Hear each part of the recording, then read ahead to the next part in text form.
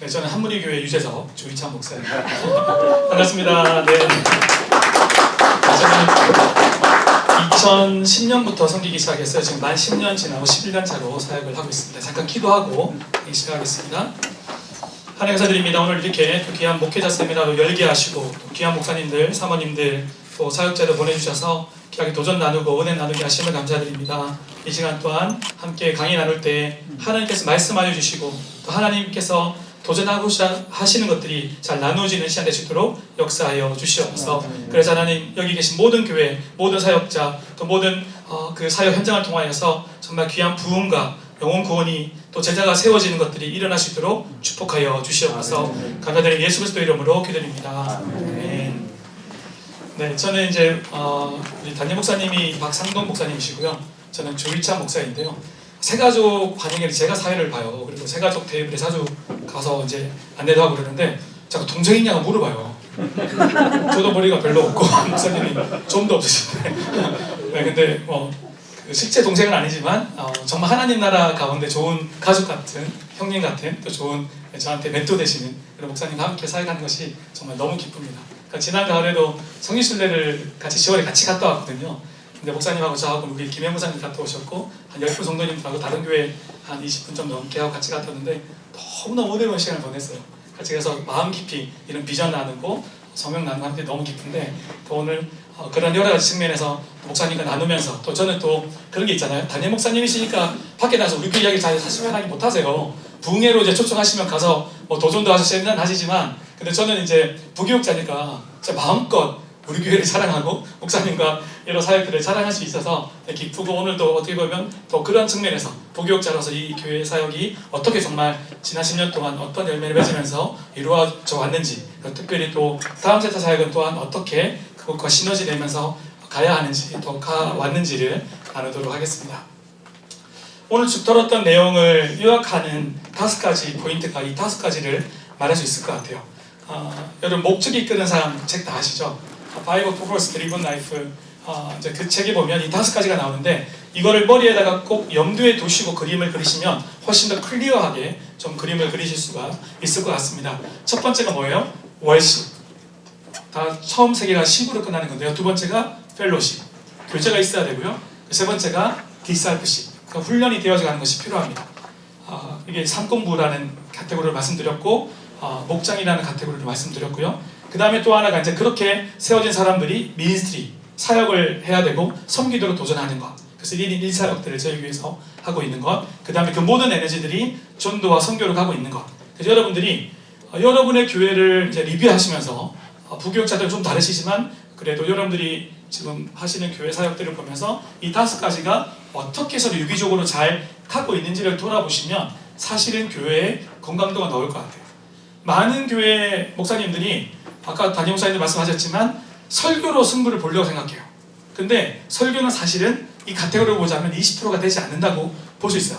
각각의 20%씩을 배정했을 때 우리 교회는 얼마나 건강도를 가지고 있는지를 조금 돌아보시면 좋겠고 또한 오늘 배운 것들을 적용하면서 어떻게 하실지를 보시면 좋겠습니다. 이걸 좀 더 구체적으로 보면요. 저희 교회는 예배 가운데 정말 하나님 임재가 있는 찬양과 말씀, 특별히 설교 말씀은 일부러 새가족의 눈높이에 맞는 말씀을 하세요. 이제 제가 그걸 많이 보게 되는 것 중에 하나가 새가족 환영회를 제가 사회를 보거든요. 그래서 이제 새가족 환영회 사회 볼 때마다 유재석이라고 소개를 드리면 다들 되게 좋아하세요. 그래서 마음이 이제 열리면서 듣는데 많이들 말씀하시는 것이 설교가 들린다라는 거예요. 설교를 들으러 왔는 특별히 저희 교회는 실제로 늘어난 성도 중에 거의 반 이상이 완전 새가족들이 와서 정착을 하고 세례를 받고 늘어난 성도들이거든요. 근데 그분들이 와서 설교가 들린다라는 거예요. 설교가 들었는데 설교가 너무 좋다라고 표현하시고 그리고 너무 이제 들으면서 정말 이해가 쉽게 됐다라는 거예요. 사실은 이전에 다른 교회를 한번 가봤는데 설교가 전혀 귀에 안 들어와서 힘들었다는 이야기를 하셨는데 목사님 설교는 이제 특별히 새가족들이 들어도 잘 눈에 들어오고 귀에 들리는 설교를 하시고요. 그렇습니다. 그 다음에 또 하나 이제 중요한 것이 교제입니다. 사실은 생각보다 많은 교회들이요 교제가 없어요. 그러니까 저는 이제 한무리교회 사역, 교육 목사로 사역하면서 동시에 나전탈이라는 선교단체를 이제 사역을 하면서 많은 지역으로 강의를 다니거든요. 그 특권 중에 하나는 정말 많은 교회를 제가 볼 수가 있어요. 근데 생각보다 많은 교회가 교제가 없어요. 제가 지금도 기억나는 게 제가 한물교회에 섬기기 전에 이제 여러 교회를 사역자로 또는 평신도로 섬겼었는데 그 교회들이 이제 이름은 가족교회라는 타이틀을 썼어요. 그런데 모여서 또 예배드리고 있어요. 예배가 필요 없는 것이 아니라 예배에서는 예배의 목적을 이루어 가는 거고 목장은 가장 큰 목적은 교제의 기능이 역할이 돼야 된다는 거예요. 교제가 일어나야 되는 거예요. 그리고 섬김과 또 정말 삶의 실천이 이루어지는 현장이 돼야 되는데 또 예배드리고 있는 거예요. 그러면 안 채워지는 거예요. 제가 사실은 한무리교회 전에 섬겼던 교회가 제가 선교단체 사역을 하니까 일부러 미국 와서 사역을 일부러 그때는 정식으로 사역을 안 했거든요. 그냥 저는 상당히 많은 걸 다 해봤습니다. 집사도 결혼하고 집사가 됐었고 그 다음에 이제 전도사 하고 또 간사도 하고요. 선교단체니까 선교사 그리고 이제 목회자를 하는데 그 교회는 제가 평시도를 일부러 그냥 조그만 교회 제가 도와드려 선교로 갔는데 수요 예배, 금요 예배, 주일 예배 다 예배예요. 그리고 그래서 목사님한테 목사님 우리 교회에도 교제가 필요합니다. 교제가 있어야 될 것 같은데요. 그래서 하자 그랬어요. 하자 그랬는데 갔는데 또 교제하기로 해서 모인 데서 또 예배드리고 교제가 안 일어나는 거예요. 그러니까 교회가 워킹이 안 되는 거예요. 사실 이게 되게 중요한 포인트 중에 하나입니다. 먼저 그걸 말씀드리고 넘어가면요. 보시면 한번 이 부분 같이 읽어볼까요? 시작. 성도와는 깊이 있는 교제와 나눔이 되어야 교회가 더 사람들에게 나눔과 전도가 이루어진다. 끝까지만 읽겠습니다. 여러분 교회의 사람들은요 아까 이제 컨텍스트가 다 다르긴 한데 어느 지역에 사는 누구나 공동체를 원해요. 누구나 교제 나누기 원해요. 그는 이민 사회에서도 더 그래요. 한국이야 조금만 전화하면 만날 친구도 있고 다 한국 사람이니까. 근데 미국은 훨씬 외롭거든요. 제가 정말 많이 저도 15년 살았기 때문에 이민 사회 컨텍스트를 알잖아요. 정말 외로워요. 그래서 사람들이 만나고 싶어 해요. 근데 만날 장이 없는 거예요. 저희 교회 이제 새로운 벌써 한 6, 7년 됐네요. 6, 7년 된 수진자매라는 자매님이 있는데 이 자매님이 제가 간증할 때 정말 눈물이 나더라고요. 그 자매님이 간증을 하는데 그런 얘기를 하더라고요. 자기가 미국에 이민 와서 사는데 딱 가는데 3군데밖에 없대요. 직장, 집, 그리고 가끔 부모님 집. 애들도 학교, 집 말고는 없는 거예요. 근데 이제 감사하게 저희 교회가 여러 간증하신 것처럼 이렇게 전도가 돼서 교회 초청이 됐어요. 처음 왔는데 자기가 앉자마자 너무 눈물이 나더라는 거예요. 하나님이 이제 그 영혼을 터치하신 거죠. 또 하나가 제가 이제 아동부 담당 그때 지금도 계속 하고 있지만 그 딸이 둘이 있는데 아동부 예배 드려서 너무너무 좋아하는 거예요. 아니 주일날 심심하고 할 게 하나도 없다가 교회 와서 같이 예배 드리고 찬양하고 친구들이 있고 또 정말 저희가 지금 이제 교회 성전 너무 좋은 데 있고 그전에는 레오니아 하이스쿨이라는 학교를 빌렸었는데 거기 또 축구장도 있고요. 짐도 있고요. 애들이 또 너무 좋아했어요. 저희가 잠시 교회 없는 거 힘든 것도 있었지만 또 한편으로 그거 자체가 또 더 좋은 프리빌리지처럼 잘 누렸는데 너무 좋아하는 거예요. 그래서 그 자매가 정착을 하고 지금은 목원으로서도 너무 잘 섬기고 또 친교팀에서도 너무 잘 섬기면서 있는데 그 자매가 와서 하는 이야기 중 하나가 와서 이렇게 또 공동체를 경험하니까 너무너무 행복하더라는 이야기를 한다는 거예요. 그래서 교회에서 반드시 최소 2가지 정말 다른 거 다 빼놓고 해야 된다고 그런다면 예배가 당연히 있어야 되고요. 예배 가운데 성도 간의 교제가 있어야 된다는 거예요. 그런데 이 교제가 있어야지 중요한 건요. 이제 쭉 도전이 된 것처럼 우리가 다 공감하잖아요. 전도는 해야 된다는 것. 근데 전도가 일어나려면 안에서 교제가 안 이루어지잖아요. 내 삶을 나누고 내 삶에 하나님 주신 은혜의 간증이 나눠지는 훈련이 되지 않으면 밖에서 전도가 안 된다는 거예요. 이게 되게 중요한 도전입니다. 그래서 안에서 교제가 안 이루어지는데 우리 교회 전도가 안 되지? 그렇게 말하면 안 된다는 거예요. 사실 안에서부터 먼저 교제가 되어야지 밖에 전도가 되는 거예요. 사실은 안에서 교회가 건강해야지 밖으로 전도가 되는 거예요. 그러니까 저희 교회가 쭉 보니까 제가 이제 우리 단용사님 사모님이 박정환 사모님이신데 사모님이랑 되게 친하거든요. 그 사모님하고 이야기 나누는데 그런 얘기 하시더라고요. 목사님이 전 교회 이제 애리조나 계실 때는 영혼 고난을 제자 삼아야 된다는 이 이야기를 3년을 했대요. 3년이 지나야서야 패러다임이 바뀌었다는 거예요. 이렇게 교제가 일어나고 이렇게 되어지는 3년이 걸린 거예요. 감사하게 한무리 교회는 제가 쭉 같이 있었잖아요. 목사님 오셨는데 그 전 담임 목사님도 요 방향성을 생각하셨기 때문에 좀 기본적인 패러다임이 있었어요. 그러고 나니까 목사님 오셔서 그렇게 패러다임 바꾸는데 제가 볼 때는 1년 만이 됐어요. 특별히 오시자마자 뭘 하셨냐면 보시면 디사이플십 있잖아요. 이제 우리 교회 어느 정도 요거는 있고 요까지는 있었거든요. 근데 이게 좀 약했어요. 저희가 한무리 반이라는 거 말고는 없었거든요. 근데 목사님이 오시자마자 전체 성도가 100명, 뭐 많은 110명 정도 됐는데 어느 성도가 애들이 한 60명 됐고 그 중에 한 8, 90명이 생명의 삶이라는 성경물을 들었어요. 그런데 13주를 인도하시는데 저는 이제 교육부 담당이니까 격주로 돌아가면서 애들을 봤거든요. 반은 들어와서 성경물을 듣고 반은 애들을 봤어요. 제 안에는 이제 풀로 다 그때는 사역을 안 하고 있어가지고 풀로 다 들었는데 눈에 보이는 거예요. 성도님들이 자라가는 게 보이는 거예요. 그러니까 사실은 지금도 제가 많은 목사님들을 만나면 많은 분들이 얘기하시는 게 뭐냐 하면 성도가 안 변한다. 안 변한다라는 이야기예요. 그런데 반 목사님처럼 늘 이런 부분에 같이 도전하고 나누면서 하는 이야기는 이미 한 분을 위해서 목도를 했고요. 성도는 변한다는 거예요. 근데 변화도록 미니스트리가 우리 교회에서 되고 있냐는 거예요. 근데 특별히 중요한 거는 예배와 교제와 함께 더불어서 이 훈련이 가야 되는 거예요. 성경 13주를 하는데요. 숙제하고 원래 우리 교회는 3번 이상 빠지면 탈락되거든요. 그럼 그렇게 하면 안 할 줄 알아요. 저도 사실은 좀 소심한 A형이었거든요. 옛날에. 지금은 전혀 그렇지 않은데 하나님 은혜로 이거 그렇게 하면 이렇게 못하고 저래서 못하는데 딱 저희는 전제가 있어요. 뒤에 목사님 설명하시겠지만 3번 이상 이제 빠지면 탈락, 뭐 재수강 뭐 이런 거 다 있는데 성도들이 쫙 따라오는 거예요. 숙제도 열심히 해오는데 성도들이 잘하는 게 보이는 거예요. 근데 아니나 다를까 그게 끝나고 그 다음 학기에 바로 이어서 새로운 삶이라는 성경물을 지금은 제가 맡고 있는데 그 성경물 목사님이 또 거의 비슷한 인원으로 8, 90명을 데리고 하셨어요. 딱 1년이 지났는데 제가 목회자로서 저도 사역자로서 이제 이 교회 끝나면 교회가 한 단계 확 점프하겠구나. 근데 실제로 그 이후부터 몇십 명씩 교회가 1년 늘어나기 시작했어요. 그렇게 늘어나기 시작했던 숫자가 지금 10년, 9년, 목사님 9년 만에 거의 3배가 더 각 3배 반 정도가 되었죠. 그런 역사가 이루어지더라고요. 그래서 여러분이 이제 목회를 적용하실 때 이 3가지 카테고리가 내가 지금 잘하고 있는가 아니면 안 하고 있다면 어떤 부분을 할 것이고 어떤 부분을 또 계속 해나갈 것인가라는 것을 말씀을 드려야 될 것 같아요. 그리고 이야기 나온 김에 말씀을 드리면 아까 우리 김정호 목사님이 질문하셨지만 기본 틀은 가정교회랑 비슷해요. 셀그룹과 비슷한데 제일 중요한 가정교회와 한무리교회가 달랐던 이유 중에 하나는 첫 번째가 뭐냐 하면 컨텍츄얼라이제이션이 한무리교회는 된 거예요. 가정교회가 대부분이 실패했던 이유는 본질도 너무 좋고 카테고리나 이런 5가지 컨셉도 다 있는데 사실은 너무 오리지널대로 하기 원해요. 저도 목사님도 아직 잘 아시고 저도 미주로 강의를 많이 다니까 많이 보게 되는데 미주에서 가정교회로 성공한 교회들이 있어요.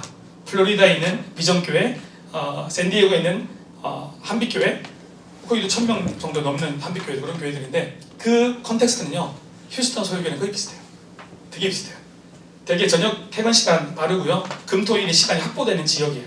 그런 데는 이 모델이 성공을 했어요. 그런데 뉴욕에서는요 성공한 교회가 하나도 없어요. 솔직히. 그 비지한 얼반 지역에서는 다른 컨텍스트예요.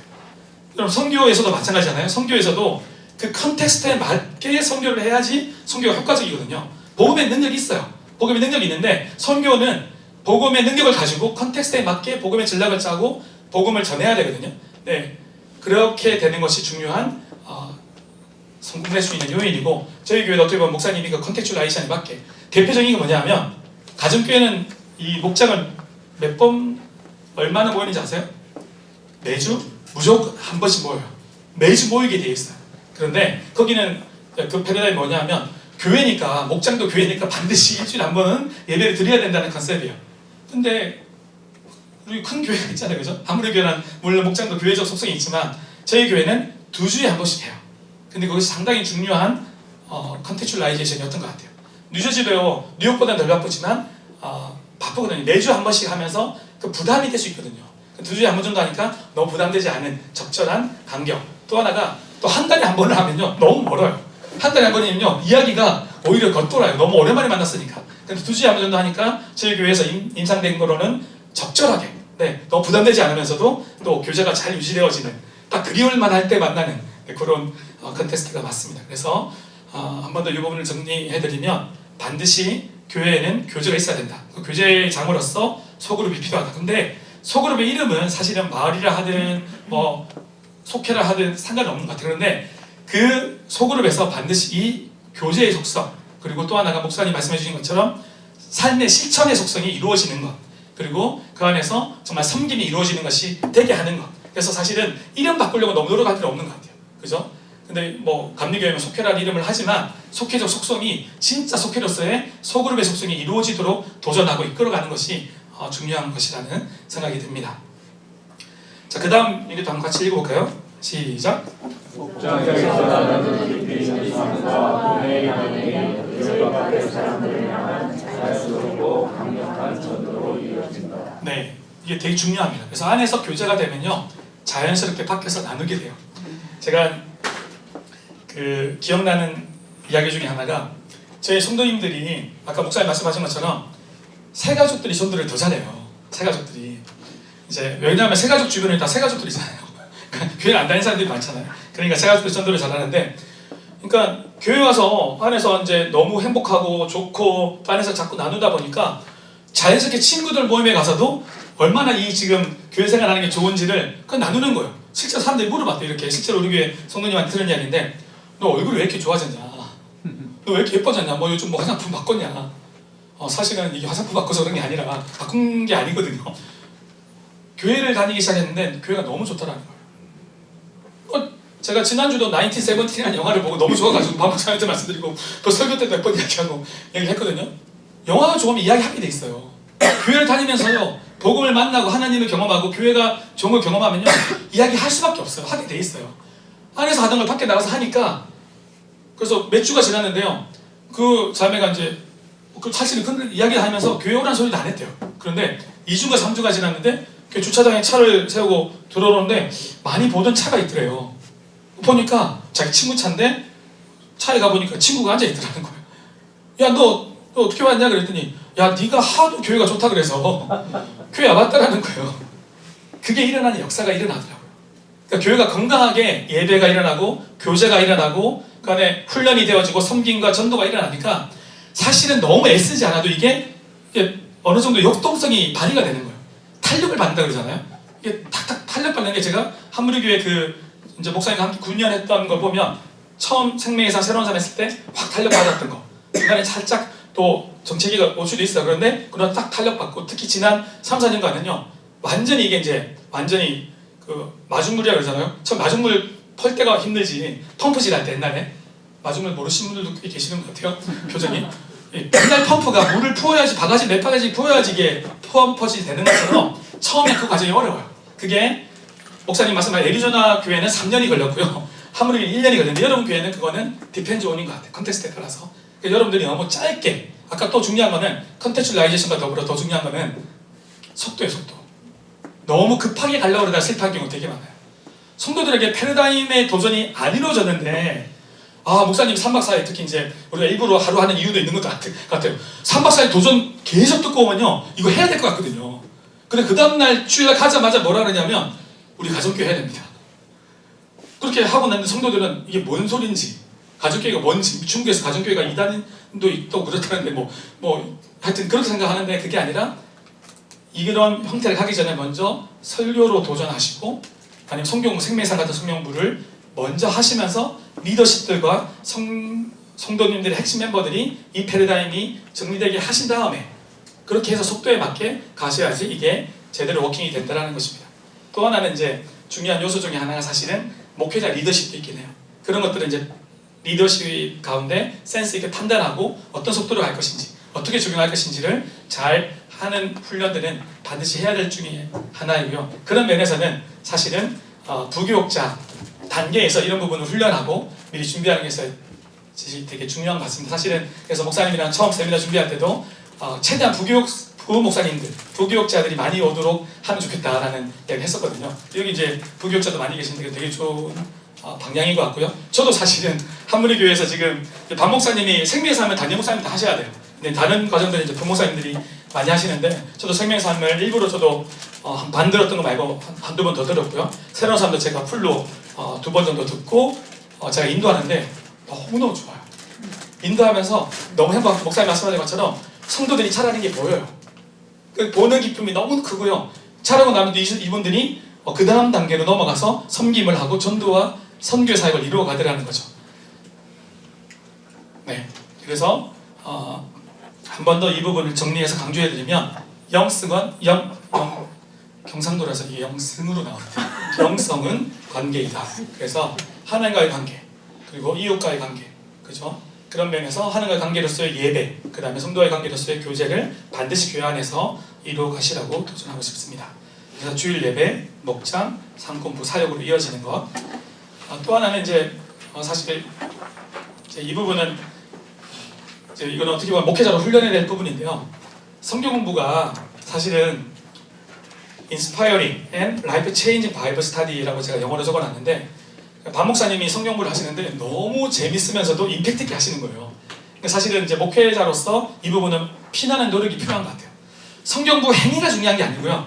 소그룹이라는 그 자체가 존재하는 게 중요한 거가 아니라 그게 그 소그룹의 기능, 목장이면 목장으로서의 기능이 워킹이 되는 게 중요한 것 같아요.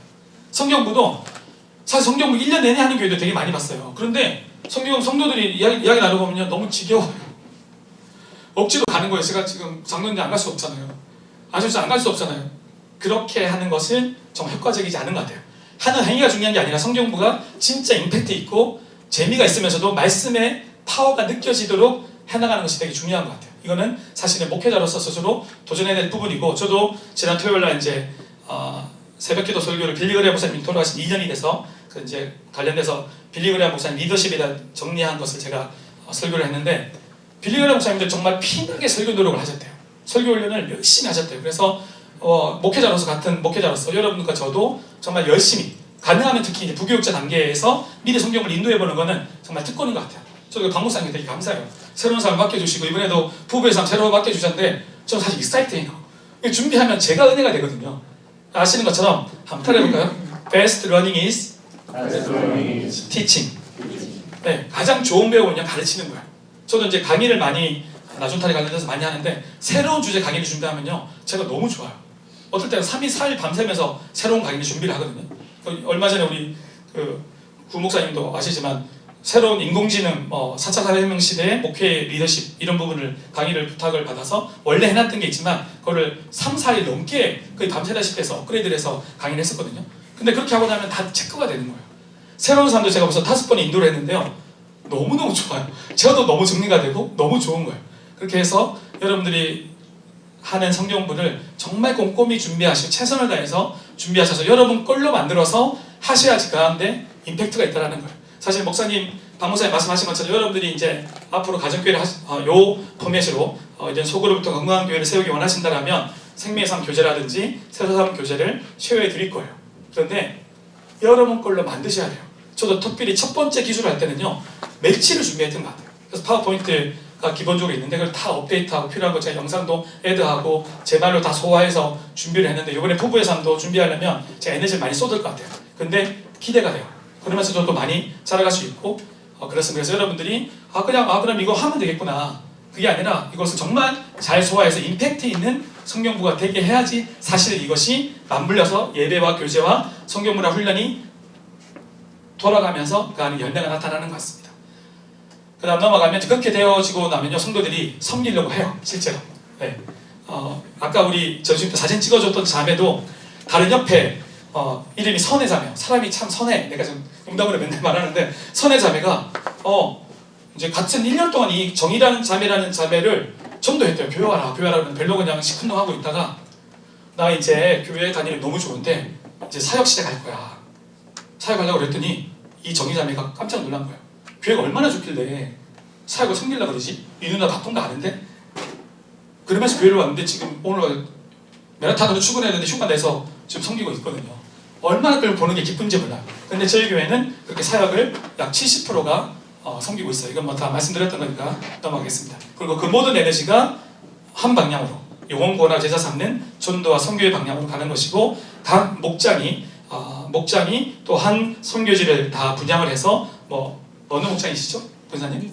니제르 목장, 태국 목장, 방콕 목장 이렇게 각 선교 사님들이 사역하신 곳의 지역이나 나라 이름을 따서 목장 이름을 정하고 그분들을 위해 같이 기도하고 또 거기서 모여진 모든 헌금은 다 선교지로 보내는 그런 방향을 하기 때문에 교회 전체가 자연스럽게 전도와 선교의 방향으로 가고 있습니다.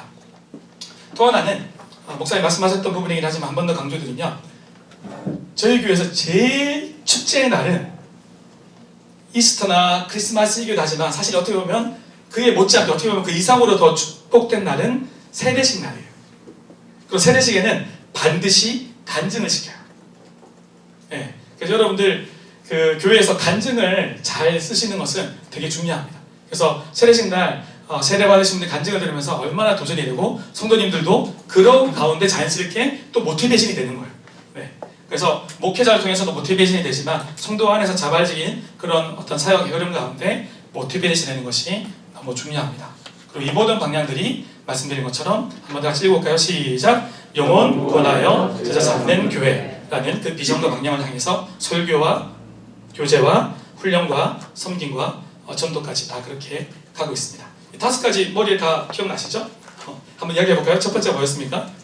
월십, 그 다음에 펠로십, 디사이플십, 미니스트리, 에벤젤리즘. 네, 이걸 머리 염두에 두시고 우리 교회에서 지금 어떻게 하고 있는가, 나는 어느 부분을 섬기고 있고 이게 유기적으로 하고 있는지를 잘 날마다 리뷰하시면서 그걸 이제 기도하는 가운데 하나님 은혜 가운데 계속해서 업그레이드 해나가시면서 가시면 좋을 것 같습니다. 자, 그런데 이 말씀을 제가 왜 보여드리냐면 아마 이 책을 읽어보신 분들 많이 계실 거예요. Good to Great이라는 책인데 이 책에서 짐 콜린스라는 사람이 미국의 상당히 유명한 기업들, 특별히 오랫동안 몇십 년 이상을 이어온 기업들을 분석을 해봤대요.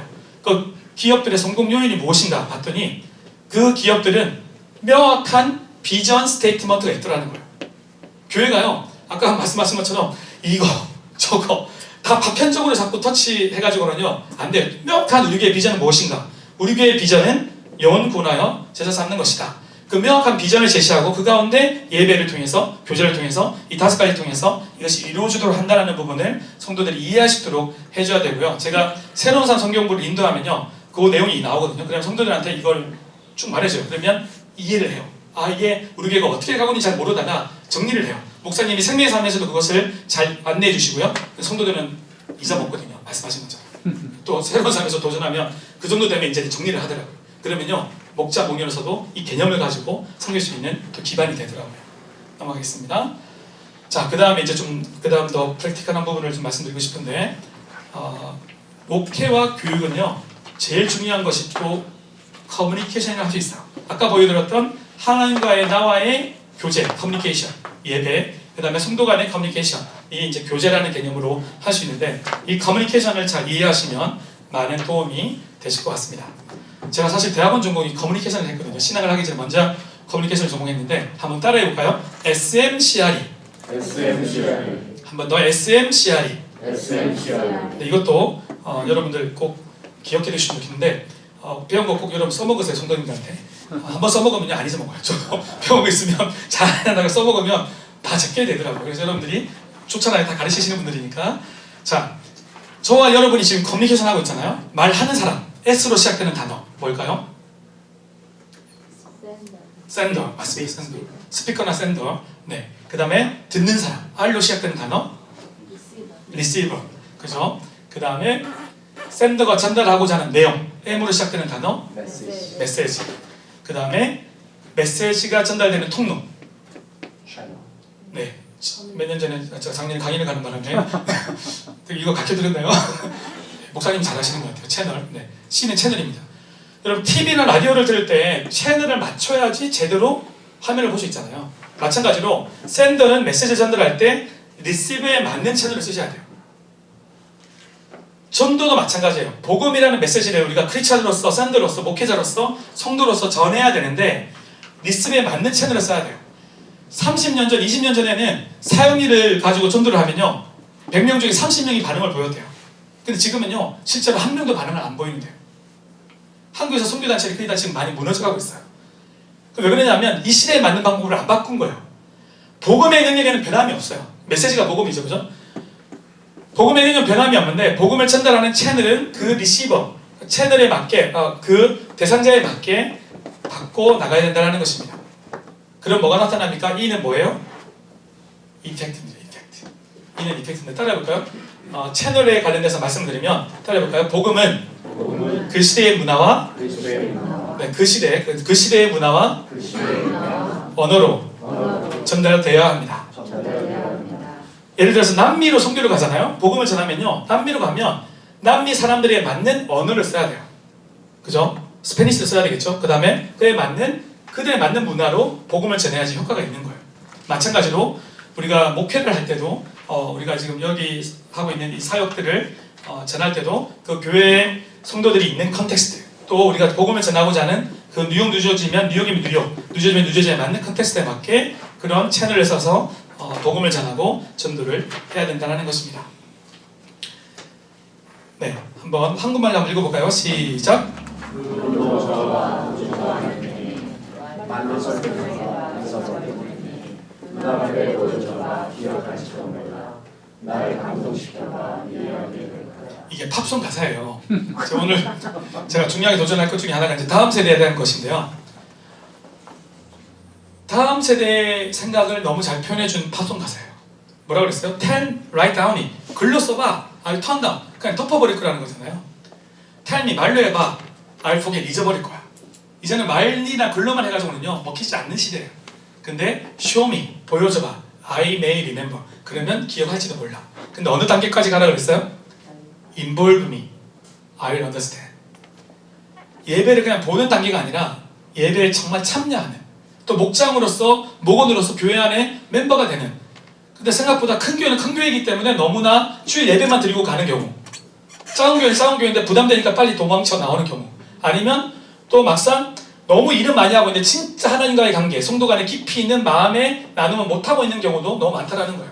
그리고 정말 너무 기쁨으로 예배 가운데 참여하는, 제가 이제 이거 교육부 관련해서 말씀드리면 아이들도 확실해요. 이거는 특별히 아동부, 유스그룹 아이들은요 확실해요.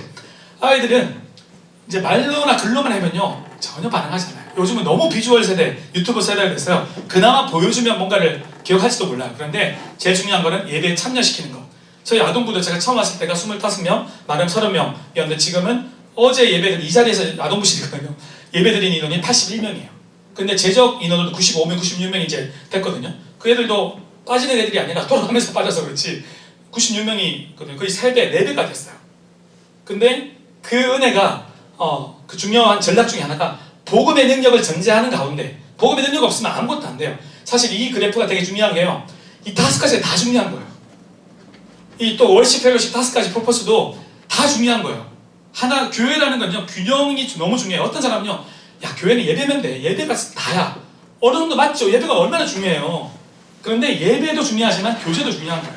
훈련도 중요하고요, 섬김과 전도가 다 중요한 거예요. 그래서 밸런스 있게 서로 톱니바퀴로 토로하게 할 때 교회가 건강하게 워킹이 되는 거고요. 이것도 마찬가지예요. 목회자가 이 맥락을 볼까요?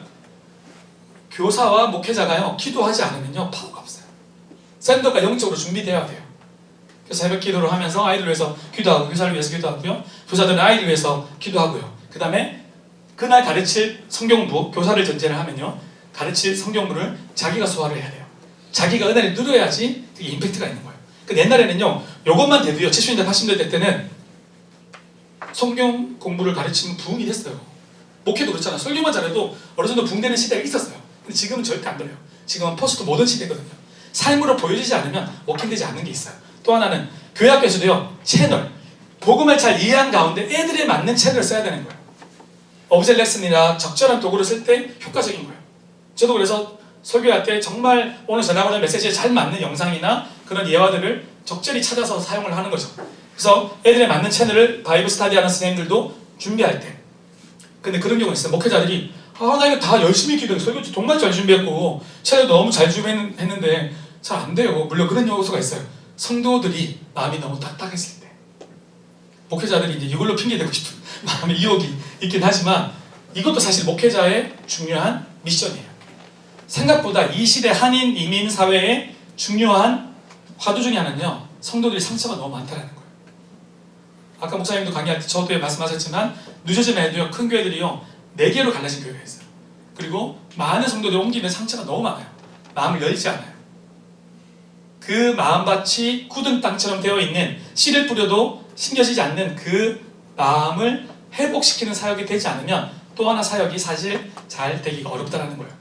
그걸 부드럽게 바꾸는 중요한 전략과 통로 중에 하나가 사실은 목장이 그 역할을 해요. 마음을 나누면서 마음이 열리거든요. 또 하나가 저희 교회도 그런 가운데 또 하나 시너지 내기 위해서 했던 것 중에 하나가 회복 사역이에요. 그래서 회복이 될 때 마음이 부드러워지고 그 안에 있는 굳은 땅들 같은 것들이 발을 갈아엎듯이 하나님의 복음의 능력으로 기경되어져서 부드럽게 만들어야지 복음이 더 잘 들어가는 것도 중요한 방향 중에 하나라는 것입니다. 여튼 목회자로서는 이 5가지 영역을 다 고민해 보시는 게 필요해요. 나는 샌더로서 목회자로서 잘 준비하고 있는가, 메시지를 잘 준비하는가, 리스브에 맞는 채널을 쓰는가, 그리고 우리 성도들은 어떤 마음가짐인가. 네. 그리고 아동부 애들 할 때도 그래서 저희가 드라마를 하거든요. 아이들하고 예배 드릴 때 드라마를 매번 하진 않지만 하는데 애들 드라마 하면요 손을 서로 들어요. 너무 재밌어 합니다. 그래서 아이들 인볼브 시키는 것도 중요한 전략 중에 하나이겠습니다. 여러분 좀 오해 졸리시죠? 네. 잠깐 스트레치를 잠깐 하고 오겠습니다. 손을 한번 올리시고 자 오른쪽으로 그냥 상관없이 반대쪽으로 자 뒤로 네 앞으로 한번 하시고 네. 자 근데 이 커뮤니케이션은요 하나님과 인간의 커뮤니케이션에도 적용이 됩니다. 하나님이 샌드로서 인간들에게 너희를 구원하겠다는 메시지를 담아서 누굴 보내주셨어요? 예수 그리스도를 우리가 눈으로 보고 만질 수 있는 또 우리의 눈높이로 낮고 낮은 모습으로 리시버의 눈높이로 예수님을 보내주셨잖아요. 그래서 놀라운 구원의 역사가 일어났어요. 그런데 요한복음 20장 21절에 보면 같이 읽어보겠습니다. 시작. 아버지께서 나를 보내신 것 같이 나도 너희를 보내노라.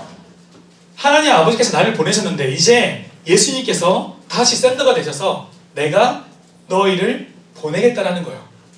어디로? 세상으로. 오늘 쭉 강의 들었던 것과 간통이 되죠. 그죠? 사실 인류 최대의 커뮤니케이션은 하나님과 인간의 커뮤니케이션이라고 할 수 있어요.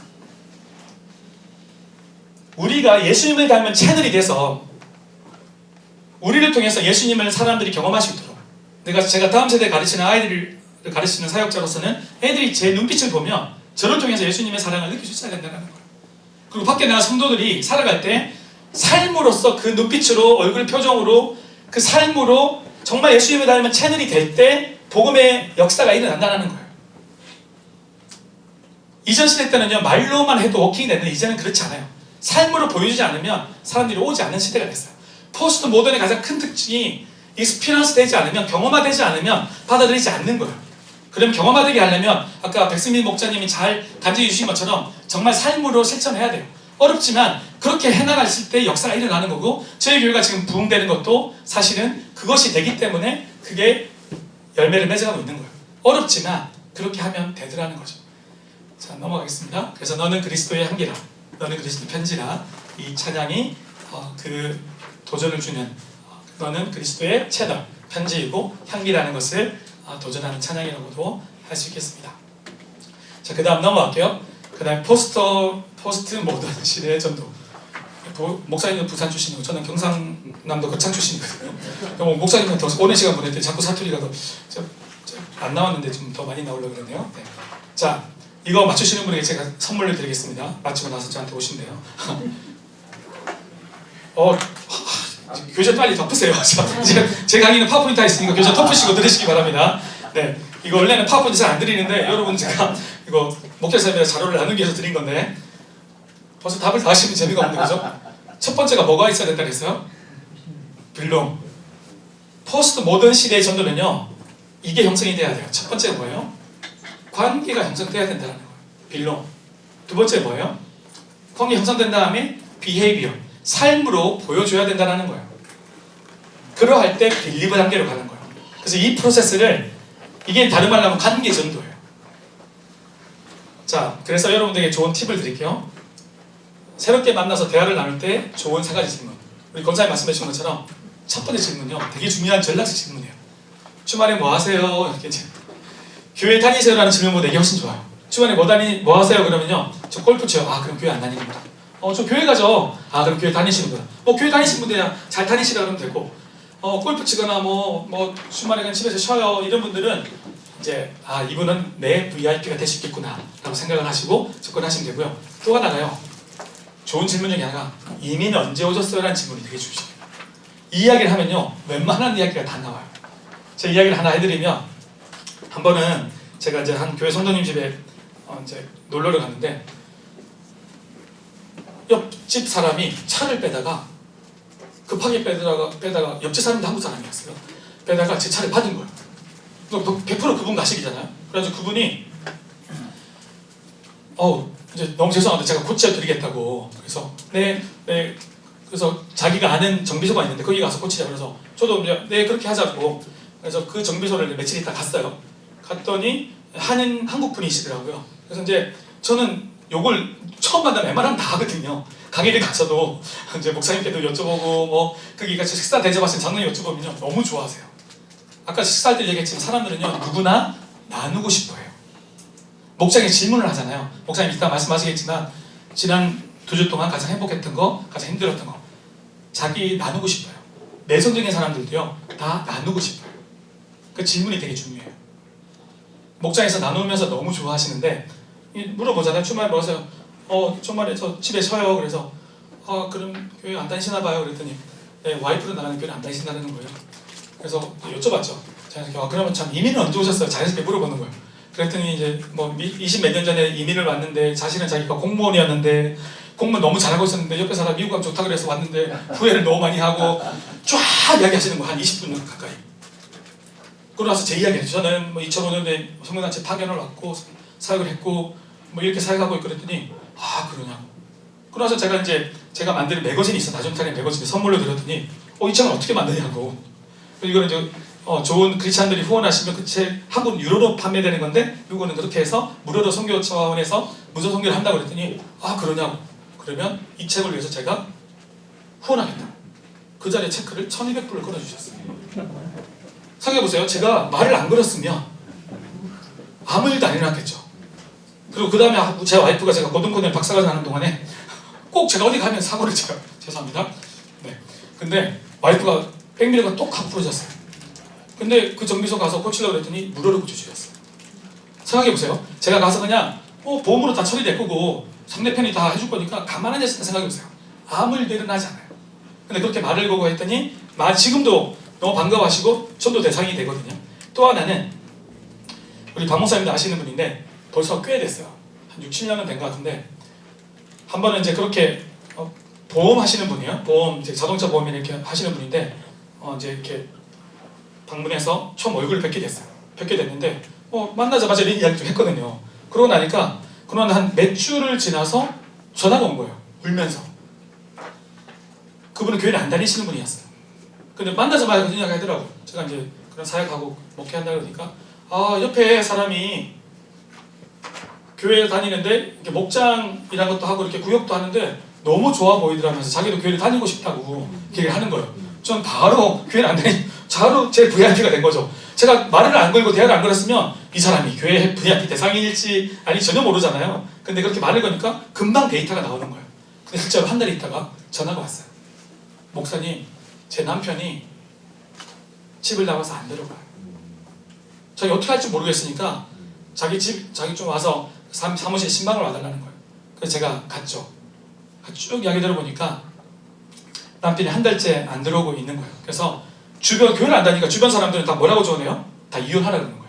사실은 제가 갔더니 자기 집에 있는 차를 팔려고 좀 알아보고 있더라고요. 그러니까 이혼하고 마음먹은 거예요. 근데 많이 찜찜한 거 이분이 교회를 안 다니지만 딸이 하나 있었거든요. 그래가지고 제가 이제 가서 쭉 이야기를 들어주고 했더니 마음이 많이 풀린 거예요. 근데 보니까 이제 이 자매가 너무 남편을 하시하게 대하고 너무 좀 강하게 대한 것도 있고 여러 가지 요인들이 있더라고요. 그래서 그냥 하면서 이제 쭉 했더니 펑펑 울면서 이야기를 하고 나서 2시간이 지나서 제가 기도해줬거든요. 기도해주고 나서 자매님, 저도 목회자지만 제가 이 부분을 도와줄 수 있는 게 한계가 있습니다. 근데 하나님은 자매님이 기도 응답해 줄 수 있고 도와줄 수 있습니다. 그래서 자매님이 교회를 나오면 좋겠다고 다음 주일날 저희 교회를 오시라고 지난번에 교회 다닐 마음도 있었으니까 그리고 같이 기도하자고. 근데 진짜 그 다음 주 교회를 왔어요. 와가지고 제가 박 목사님한테 이제 쭉 그 자매 상황을 말하고 제가 신방 가기 그래서 자매 집이니까 그래서 이제 목사님하고 사모님 같이 한번 신방을 가시면 좋겠다고 했고 목사님이 그러면서 신방 가셨는데 희한하게 목사님 가셨을 때 그 자매 남편이 들어온 거예요. 하나님이 역사를 하시는 거예요. 그러니까 하나님이요 우리가 전도하고자 하면 역사하세요. 그리고 또 하나 중요한 전제는 복음에는 반드시 능력이 있어요. 있을 수밖에 없어요. 복음에 능력이 있거든요. 또 하나는 이 시대 모든 사람은요 하나님 모르면요 공허할 수밖에 없어요. MT예요. MT니스가 있어요. 그럴 수밖에 없어요. 하나님 없이 하나님이 창조한 존재인데 하나님 없으면 아까 점심으로 얘기했지만 다른 걸로 채우려고 그래. 드라마로, 마약으로, 술로, 게임으로 채우려고 했는데 안 채워지죠. 공허함이 있어요. 그 사람들에게 그 복음의 기쁨과 진짜 그걸 채워주신 하나님을 소개하면요 이게 터치가 된다는 거죠.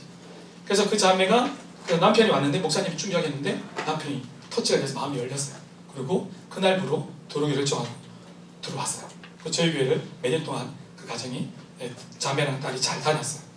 네, 그렇게 대단한 거죠. 여러분들이 그래서 반드시 말을 걸어야 돼요. 또 하나는 이게 되려면요 목회자가 먼저 실천하셔야 돼요. 생각보다요 교회가 전도가 왜 안 되는지 아세요? 목사님부터 전도가 안 된다 생각해요. 목사님이 전도 안 된다 생각하고 성도가 사람이 안 바뀐다 생각하면요 안 되죠. 근데 정말 전도는 되고요 그리고 사람은 변해요. 영혼 구원하여 제자 삼는 사역이 된다라는 거죠. 다 목사님 증명하고 계시고 권사님이 곧 증명하시고 오늘 가정에 있었던 우리 성도님 다 증명하시는 거예요. 어떻게 보면 오늘 가장 중요한 도전은 그 패러다임의 전환이에요. 그 패러다임 전환이 안 되면 다른 거 사실은 어떻게 보면 효과가 없고 의미 없을 수도 있어요. 그래서 여러분들이 전도를 실천하시는 것 그리고 그 실천하신 것들 가운데 성도들이 같이 되게 하는 것이 되게 중요한 전제라고 할 수 있겠습니다. 자, 그 다음에 이제 다음 세대 사역의 중요성 부분을 같이 나누겠습니다. 여러분 당연히 잘 아시는 내용이지만 그 교회가 이런 교회가 또 미래가 있는 교회잖아요. 근데 반대로 어른은 많은데 애들이 너무 작으면 미래가 점점 없어지는데 생각보다 어른만 있는 교회가 좀 수두룩해요. 뭐 더 말씀 안 드려도 아시겠죠? 근데 감사하게 저희 교회는 어른이 지금 340명에 다음 세대 270명, 280명이에요. 거의 뭐 1대1의 비율 정도 되고 있는데 저도 가슴이 뛸 정도로 감사해요. 저 한국에 처음 왔을 때 정말 다음 세대 부흥을 통해서 어른까지 부흥되어지는 비전을 꿈꿨는데 그 비전이 또 목사님이 좋은 목회적 리더십과 이런 정말 좋은 비전 가운데 저도 열심히 또 부교육자로서 다음 세대를 향해서 비전을 가지고 사역했을 때 정말 그 몇 배가 되어지면서 부흥되어져가는 함께 시너지 나는 것을 목도할 수 있었습니다. 한번 읽어볼까요? 시작! 다음 세대가 부흥한 교회가 미래가 있는 교회입니다. 네, 정말 또 다음 세대가 잘 세워지는 교회로 여러분들이 세워가시면 좋겠습니다. 네, 뭐 쭉쭉 제가 넘어갈게요. CEF라는 성교단체에서 조사를 했는데요.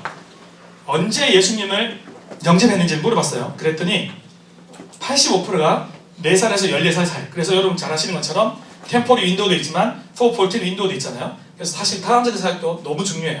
아까 우리 백승민 목사님도 말씀하셨지만 또 보면요 부모님들이 새가족들도 마찬가지고요 타주에서 오신 분들도 교회를 결정할 때 제일 중요한 것 중 하나가 아이들이 얼마나 잘 적응하느냐예요. 지금도 기억나는 게 우리 백지원 지사님이라고 계신데 그 딸이 벌써 7, 8년 된 이야기예요. 우리 교회 처음 왔어요. 그 교회가 사실은 그 가정이 교회를 다니다가 상처를 받아서 교회를 몇 달 동안 안 나간 가정이에요. 사실 여러분 두 가지 대상을 생각하시면 돼요. 교회를 안 다니는 사람 당연히 전도 대상이죠. 또 하나가 요즘요 정말 가난한 성도 많아요. 다 아시죠? 가난 반대로 하면 안 나가면서도 교회 다니다가 안 나가는 성도 정말 많아요. 그 두 대상자는 다 우리가 품고 교회로 오게 해야 될 대상이라는 거. 저희들도 안 나가 가난한 성도다가 오는 성도들도 꽤 있어요. 근데 제 처음에는 엄마가 애만 내려줬어요. 애는 그래도 교회 다니게 해야 될 대상 같으니까. 근데 애가 너무 좋아하는데 걔는 또 끼가 되게 많아요. 너무 예쁘고 끼가 많은데 저희 드라마를 하니까 얘가 손 벌쩍 들더라고요. 그러면 제가 전략적으로 새 가족이 오면 걔를 먼저 시키는 거예요. 근데 애들이 너무 좋아. 걔는 특별히 너무 재밌었어요. 그러고 나서 잘 정착하고 나서 곧 있어서 엄마도 교회를 정착을 했어요. 그런 사례들이 정말 많이 있어요. 그래서 다음 세대가 또 중요한 교회 부흥을 이뤄갈 때 중요한 키라는 거 기억하시고 또 다음 세대 사역을 잘 세워가는 것. 그래서 사실 쉽지 않지만 요즘 참 사역자 구하기가 어렵잖아요. 그래서 정말 안 되면 평신도 리더를 세우더라도 반드시 교회 사이즈에 상관없이 교회 학교를 세우셔야 돼요. 그래야지 교회가 함께 갈 수 있고 새 가족들이 오더라도 우리 애가 몇 명이 되지 않는 교회학교가처럼 보이시면 너무 재밌어하고 잘 성장되는구나라는 걸 준비하시는 것이 힘들지만 여러분들이 해야 될 사역이라고 도전을 드리고 싶습니다. 자, 그 다음에 사이렌 엑소더스가 심각한 이슈라는 이야기를 우리가 많이 하고 있잖아요. 앞에도 잠깐 나왔었는데 실제로 이민 사회 다음 세대 중에 10명 중에 8, 9명이 대학교를 가면 교회를 안 다닌다고 해요. 근데 저희 교회는 이 비율이 현저히 낮아요. 상당히 많은 아이들이 가서도 신앙생활 잘하고 있고 지금 EM도 이제 점점 많이 성장하고 있는데 이 사이렌 엑소더스를 깰 수 있는 가장 중요한 비결이 뭘까요? 그것은 익스피리언스라고 생각해요. 사실 같은 맥락인데 아까 세 가지 기억나세요? 3B 처음에 뭐였습니까? belong, 두 번째가 behavior, 세 번째가 believe. 그것처럼 이 아이들이 삶으로 그 하나님을 경험하도록 도와줘야 돼요. 네, 부모가 목자가 섬기는 걸 보면서 애들이 너무 잘 섬겨요. 제가 어린이 목장도 하고 있거든요. 아까 시간상 넘어갔는데 어른 목장과 어린이 목장을 시도하고 있는데 아직은 지금 대여섯 가지 목장 정도 하고 있지만 하는 목장들이 되게 그것이 막 살아나는 것이 보이는 게 있어요. 그런데 여튼 다음 세대 하나님을 경험해야 되는데 짧게만 간증을 드리면 저희가 이제 한무리교회 처음 왔는데 10년 전에 처음 왔거든요. 2010년 1월에 왔어요. 제가 2009년 12월 마지막 주에 와가지고 이제 1월부터 사역을 했는데 와서 이제 첫 VBS 저희 교회는요 그때 건물이 없었어요. 2007년에 이사를 들어왔는데 건물이 없으니까 VBS를 못하는 거 교회에서. 그래서 어쩔 수 없이 어떻게 했냐면 기도원으로 가서 저희가 VBS를 하기로 했어요. 제가 오니까 벌써 이렇게 하고 있더라고요. VBS를 해야 되는데 건물이 없으니까 갔는데 근데 이제 VBS를 준비하는데 보통 한 2번 내지 3번 정도만 모이고 VBS를 하더라고요. 근데 제가 도전을 했어요. 선생님들 애들이 우리 아동부 애들이니까 1학년 6학년 애들이 예수님 영접할 수 있을까요? 없을까요? 목사님 애들 중학교 가야지 영접하는 거 아니에요? 그렇게 이야기하고 그래서 제가 이런 통계들과 여러 가지 제가 사역적 경험을 말씀드리면서 4살부터 영접할 수 있다는 거예요. 보통 5살, 그죠? 4살, 5살 그 정도부터 예수님 영접할 수 있어요. 또 하나가 초등학생들도 예수님을 익스피리언스하고 정말 성령님의 놀라운 은혜를 경험할 수 있다라고 이야기했어요. 그래서 이 아이들이 정말 예수님을 영접하도록 기도하자라고 도전했어요. 그래서 교사 모임을 몇 번 했냐면 13번인가 14번을 했어요. 그 4월 말부터 해서 4, 5, 6 거의 4월부터 했던 12번인가 13번인가를 했는데 처음에는요 준비했다는 거 하나도 안 했어요. 교사들이 먼저 목장 모임 하는 것처럼 살면서 가장 힘들었던 기억, 가장 답답했던 기억 이런 거 나누면서 언제 예수 영접했는지 이런 걸 나눴는데 나누다 보니까 대부분 다가 70, 80%가 이 통계처럼 중고등학교 때, 초등학교 때 예수 영접한 거예요. 그런 것처럼 우리 아동부 아이들도 그렇게 예수 영접하도록 우리가 기도하고 도전하자. 그런데요 4번 모이고 5번 모이고 6번 모일수록 선생님들부터가 정말 뜨거워지는 거예요. 사실은요 여러분 선생님들 아이들 예수 영접할 수 있어 그랬더니 우리 아까 봤던 백승민 선생님 와이프 되는 자매 선생님이 목사님 애들 기도하려고 그러면 눈 뜨고 선생님 쳐다보고 그럼 갑자기 분위기 막 깨지고 막 잘 안 되더라고요. 저는 한 번도 안 됐어요. 그런데 교사들이 계속 모여서 기도하니까 선생님들이 뜨거우신 거예요. 그런데 감사한 거는 그게 준비하고 가니까요 첫날 VBS 2박 3일 캠프를 갔잖아요. 갔는데 첫날 설교가 마치자마자 기도회를 시작하기도 전에 애들이 울음이 터져 나오기 시작했어. 정말 성령이 강력하게 임재하기 시작했어. 그래서 30몇 명이 갔는데 펑펑펑펑 울면서 하나님께 자기 죄를 회개하고 지금도 기억나는 게 이삭이라고 지금 걔는 대학생이에요 벌써. 걔가 초등학교 3학년이었거든요. 예수님이 날 위해 죽으셨다고 정말 그 진정한 고백으로 기도하면서 눈물을 흘리면서 예수님을 경험한 거 익스피리언스 한 거야. 그게 대부분 아이들이. 그러고 나니까요 아이들이 이제 돌아왔죠. VBS 돌아왔는데 주일날 찬양할 때 정말 초등학생 아이들이 손 들고 전심으로 찬양하는 거예요. 여러분 그거 아세요? 진짜 재미는요 하나님 만나는 재미예요. 그리고 성령의 임재를 경험하는 재미예요. 초등학생들이 그걸 아니까요 부흥이 절로 가더라고요. 그때 그러나서부터 아동부가 쭉쭉쭉 늘어나서 40명, 50명, 60명 지금 어제 81명이었다는 거죠. 그렇게 늘어나는 거예요. 그 해마다 20명씩 25명 졸업시키고 저 아이들이 세례받고 세워서 가는 거죠. 그래서 아이들이 어릴 때 하나님을 익스피리언스하게 해주셔야 돼요. 그리고 그러할 때 대학교를 가도 더 나아지지 않는다는 거죠. 네, 그래서 이렇게 2010년 VBS 그때 은혜 많이 받았던 VBS고 작년 VBS인데요. 작년에도 얼마나 뜨거운 은혜를 주셨는지 몰라요. 근데 사실은 그게요, 기도해야 돼요. 기도하지 않으면 아무것도 일어나지 않아요. 지난 토요일도 새벽기도 그런 말씀드렸는데 Without Jesus, I am nothing, we are nothing. 하나님 없으면 아무것도 아니에요. 그래서 지난주도 저희가 이제 위터브 입에서 이번 주 토요일날 있거든요. 그 교사들 일례금식 하는 거예요. 부모님들에게 일례금식 시키는 거예요. 근데 기도하고 준비하면 역사가 일어나요. 그래서 네, 그 본질에 충실한 거 내일 또 기억하시면 좋겠습니다. 네, 그리고 또 하나 이제 구체적인 거 몇 가지 말씀드리고 마치려고 하는데요. 분명한 전제는요, 사실 특히 이민원 가정들은요, 자녀를 너무 중요시 여겨요. 그러니까 자녀와 자녀 교육을 매우 중요시 여기는 이민사회 가정들이기 때문에 교회 학교에서 교회 정착의 중요한 키가 자녀라는 걸 생각하시고 그 전략을 또 늘 고민하시고 적용하시면 좋겠고, 또 필요한 노하우들은 저희 교회가 공유할 테니까 여쭤봐 주셔도 좋겠습니다. 그리고 불신자들도 아까 백승민 목사님 말씀하신 것처럼 자녀 교육에는 정말 관심이 많아요. 교회 다니는 아이는 성격이 좋다. 실제로 교회 안 다니는 사람 이렇게 말을 해요. 그러니까 교회를 보내야 된다는 생각을 해요. 그 다음 나도 아이를 위해 교회를 가볼까? 그런 면에서 한글 학교랑요, 썸머스쿨은 정말 좋은 정도의 통로라는 거예요. 저희가 어제가 출석률이 더 높아졌어요. 왜 그런지 아세요? 어제 한글 학교 개강했거든요. 제가 몇 년 해보니까 데이터가 딱 나와요. 프레젠트 투데이 전달되면 결석이 많아지고요. 저희도 3, 40대가 7, 80%예요. 그러다 보니까 아이고 또 놀러 가는 애인데 얼마나 놀러를 잘 가는지, 저희가 뭐 교회가 재밌고 좋긴 한데 저희들도 고민이 꽤 있답니다. 그런 부분은. 그런데 그게 살아가고 있어요. 그런 정도들이. 네. 그 다음에 그래서 좋은 거는 저희가 1부 예배 때 한글 학교 시작해요. 스님의 한 수였어요. 사실 제 아내의 아이디어였는데 한글 학교를 공간이 없으니까 못하는데 주일에는 공간을 빌렸잖아요. 그래서 이 학교 1부 때 하자. 그러니까 이게 되게 워킹이 잘 됐어요. 2부 때는 썬데이 스쿨을 하고 1부 때 한글 학교를 하니까 1부는 어차피 와야 되잖아요. 섬기시는 분들이. 그러니까 또 애들이 다른 날 때면 또 오기 힘들어요. 생일 파티도 해야 되고 어디도 수영도 해야 되고. 그런데 주일날 아침에 어차피 오는 거 한 번 더 일찍 와서 하니까 되게 잘 참여하고요. 또 하나가 저희가 썸머스쿨을 하는데 벌써 지금 이제 2회는 제 아내가 디렉터를 섬겼고 이제 올해는 아내가 이제 못하고 다른 전도사님이 맡으셨는데 썸머스쿨 통해서도요, 여러 가정이 정착했어요. 교회 안 다니는 가정들이. 네, 그런 열매를 있기 때문에 여기 써놓은 것처럼 썸머스쿨도요 8명, 10명으로도 가능해요. 한글 학교도요 많아야지 된다 생각하지 마세요.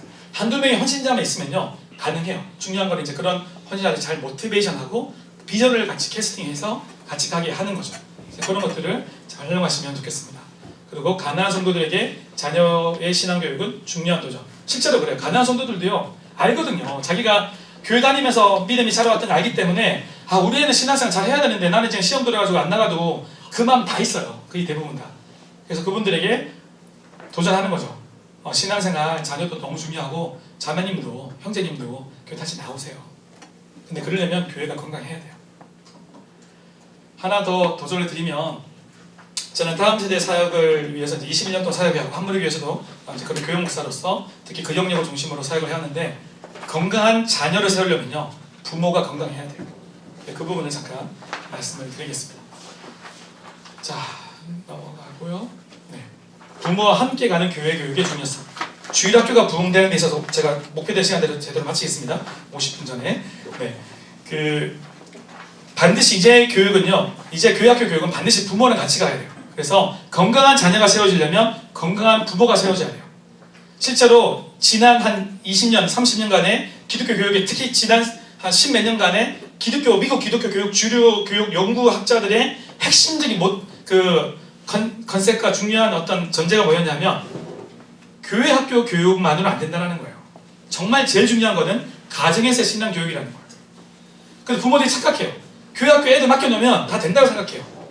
사실은 기껏해야 교회 학교에서 보내는 시간 일주일에 1시간 반, 많으면 3시간이에요. 그런 면에서 사실 또 썸머스쿨 캠프도 정말 중요해요. 제가 2박 3일 데려가 보니까요 정말 많은 열매가 나타나요. 왜 그래요? 2박 3일만 데려가도 48시간이에요. 1년에 일주일에 교회 가서 1시간 반씩 있으면 1년에 75시간이잖아요. 근데 VBS 가서 2박 3일 있으면요 48시간이면요 1년에 3분의 1을 커버해요. 썸머스쿨을 9to3로 5주를 하니까요 정말 차원이 달라요. 그래서 그런 것들을 잘 활용하셔야 되고, 또 하나는 가정에서 보내는 시간이 훨씬 많아요. 아이들이 언어도 그렇고 모든 것들도 부모를 통해서 배우거든요. 그러니까 부모가 건강한 부모가 되도록 하는 미니스트리가 너무 중요하고, 그래서 그러면 저희 교회는 부모의 삶, 부부의 삶, 그다음 부모 회복학교, 이런 부모를 건강히 세우는 사역, 또 윈터 VBS도요 저희 컨셉이 뒤에 나오는데 부모랑 함께하는 윈터 VBS래요. 여름 VBS는 애들만 캠프로 가지만 윈터 VBS는 부모랑 함께하는 건데 이것도 여러분들도 많이 적용해 보시면 좋을 것 같아요. 뭐 다 아시니까 넘어갈게요. 가정과 교회와 학교가 같이 가야 되는 거고 학교로서의 모델은 직접 세우면 제일 좋지만 안 되면 유치원도 세워도 좋고요. 아니면 애프터스쿨이나 썸머스쿨, 특히 썸머스쿨은 미국 니드가 정말 많아요. 그래서 저희 교회도 지금 벌써 첫 해부터 웨이팅이 걸렸거든요. 지난해는 더 많았고요. 올해는 아마 더 많이 올 거예요.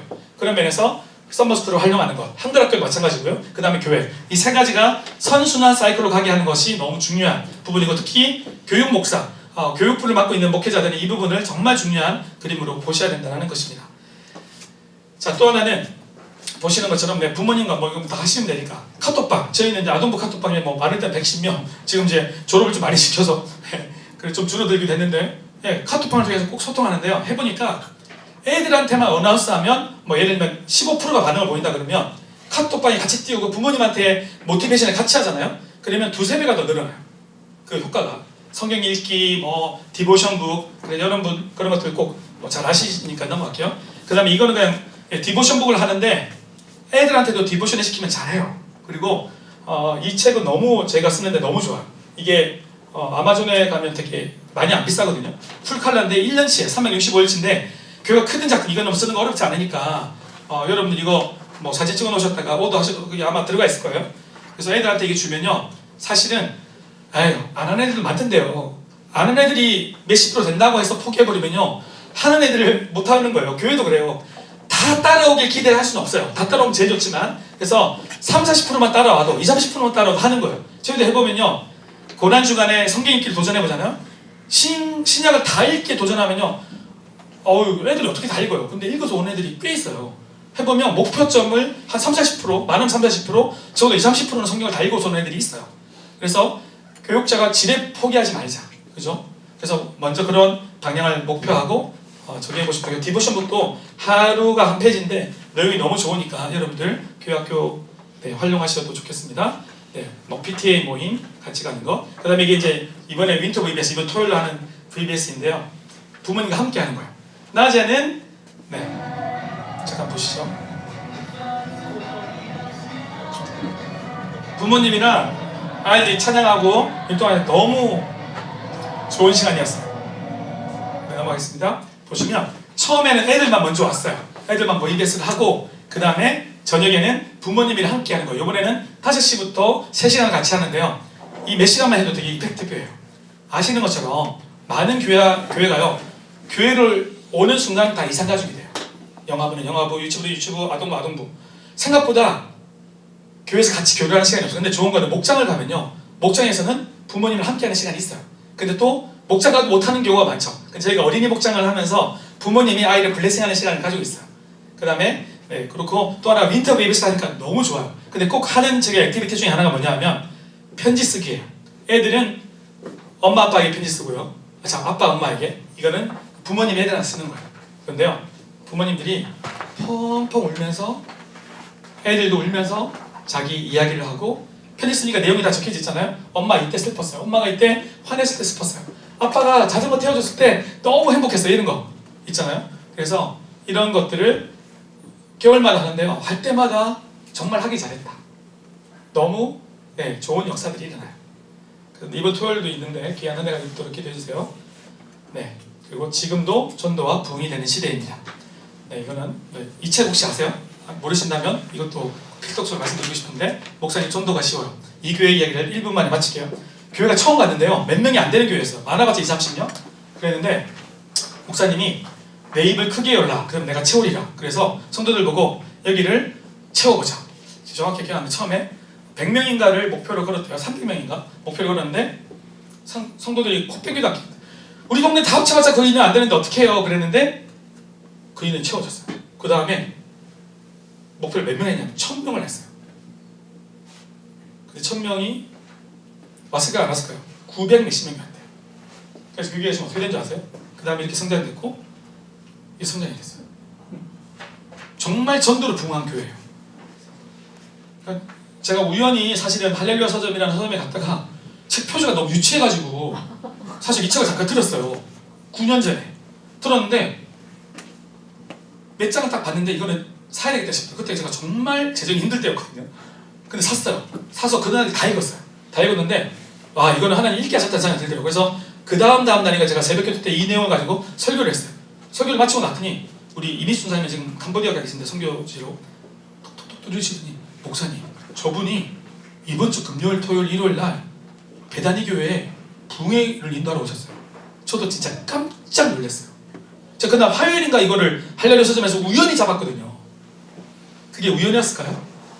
하나님 잡게 하신 것 같아요. 그래서 제가 그 다음날 당장 이상희 목사님 데리고 집회 간 거예요. 저한테도 불이 일어났고요. 그리고 성도들하고 이거 다 돌려 읽었어요.